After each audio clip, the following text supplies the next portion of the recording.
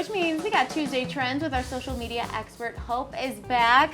First day leaving the baby girl at home. Yes, I was saying I feel kind of empty, but it's only for a few hours, so it's all You'll good. be back. She'll miss you. She's missing you right now, but not too much. Don't worry. This is a good thing. Right, it is. It is. We're going to talk about creating a marketing plan. A lot of people use summer as like a restart because I feel invigorated just because it's warmer out. Yeah, for sure. The sun does something special to you, doesn't it? Yeah, absolutely. So we're talking about creating a marketing plan. Of course, Hope is our social media expert. Where should we really start? Yeah, so, nobody wants to spend all summer on their phone or on their computer, right? So planning ahead is super, super helpful when you're a business owner or you're building a personal brand. I think number one is to think about your ideal customer or the person that you're trying to reach. What do they need help with? What do they want to see from you? What are they entertained by? Like, really put yourself in their shoes and think about the content that they might want to see. And then you can kind of go from there. So think about the questions that they may have, what they want education around, again, what they're entertained by.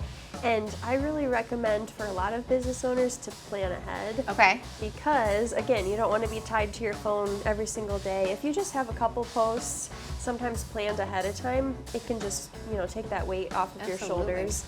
And I even recommend scheduling ahead of time as well. It can just help a lot. So. Yeah, I mean, some of us have vacations coming up and we no longer need to step away from the job completely. Right. You can just do it ahead of time and kind of get it out there, which is good. You don't want to take too long of a break, right? Yeah, exactly. I think it's good to always have a little bit of wiggle room in your schedule too, so you can stay up to date with current trends and maybe timely conversations, something that's going on in pop culture, if that makes sense for your brand. But kind of a fine balance of planning ahead, but also having a little bit of daily activity is really best for a lot of business owners out there. Do you still feel like Instagram is your number one focus when you're kind of helping brands when they hire you to help out? Personally, yes, and that's what a lot of my clients come to me for. TikTok is still, thriving, and even Facebook. I know people have really moved away from Facebook over the years. Maybe our generation has, but the truth is Facebook is still such a massive platform with groups and all the different features on Facebook, and of course it goes along with Instagram so well. So I really recommend Facebook and Instagram for the majority of businesses out there.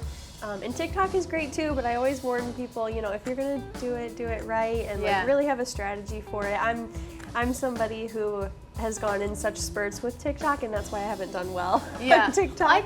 I'm not the queen of TikTok by any means, but I think if you have a product, then you might be able to do well on there.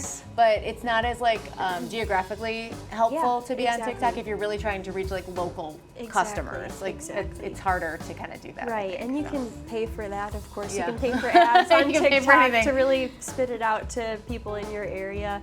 But it's a channel, kind of like Instagram, it's a channel where it takes a lot of time and planning and effort to do it well, a lot of times. So anyway. You wrote down Meta Business Suite, which I know a little bit about. That's Facebook and Instagram, how you can kind of do that. I don't know about Later and Planoly, though. Tell me about those. So those are two other tools like Meta Business Suite that allow you to plan ahead, and they even have features that'll show you hashtags that would work for your business or your brand, the best times to post, insights, things like that. So it's very similar to Meta Business Suite, a scheduling app for business owners to plan ahead with their content and schedule it out.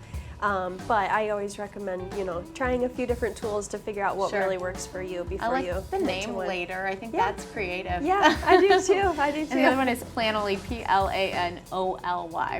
And the 30 days of content, you're gifting people, huh? Yeah. So I have a free resource on my website, and it's called 30 Days of Content. You'll see it if you just scroll down a little bit on my website.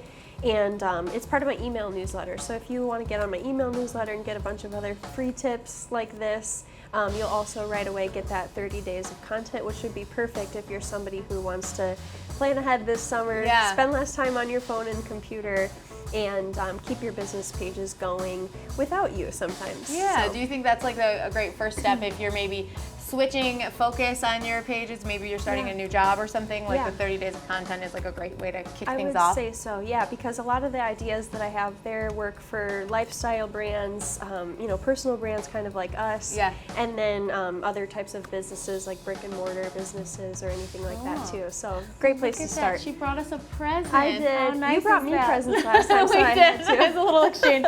So you can visit Hope at chicommunications.com. Get that 30 days of content right there, and we want you to tag us and tag Hope when you use the 30 days of content, all right? If you see any trends on social media we should try or talk about, send us an email at gds@fox39.com. We'll be right back.